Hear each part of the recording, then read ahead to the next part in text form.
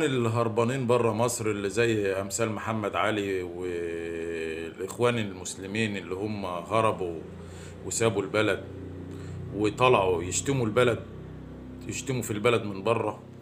واثناء اعتصام رابعه احنا شفنا بنفسنا وسمعنا بودننا ان ده كانوا بيقولوا هنحرق مصر وطز في مصر واللي في مصر.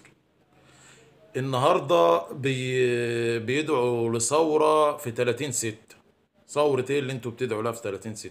البلد مش محتاجة ثورة، البلد محتاجة ناس واعية تحافظ عليها. البلد محاصرة اقتصاديا من كل ناحية، العالم كله محاصر البلد النهاردة. فلازم نبقى واعيين، ولازم اختياراتنا تكون صح، وما نتجرش ورا هؤلاء الذين يخربون مصر، وما نتجرش ورا الناس اللي عايزة تخرب البلد. لا ثورة هتحقق لنا عيشة كريمة، ولا ثورة هتعمل لنا اللي ما اتعملش. وما فيش حد هيجي معاه عصا موسى في يده ليكون له فيها مآرب أخرى، ولا الكلام ده. الدنيا صعبة والوضع صعب، ولازم الناس كلها تفهم وتحس وتعرف ايه البلد في ايه دلوقتي. البلد دلوقتي يعني هقول لك في حالة حرب.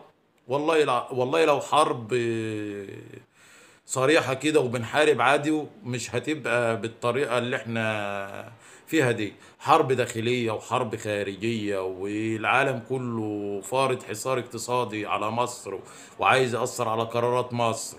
والإخوان المسلمين اللي هربانين بره البلد ما بيصدقوا يشوفوا لو واحد متعطر في طوبة بيجيبها وبيفضحها وبيعمل موضوع، بيعمل محتوى وبيعمل موالة وهو هربان بره، مش عايش معانا ألمنا ووجعنا، مش عايش معانا اللي احنا عايشين. فالتغيير مش هينفع بثورة.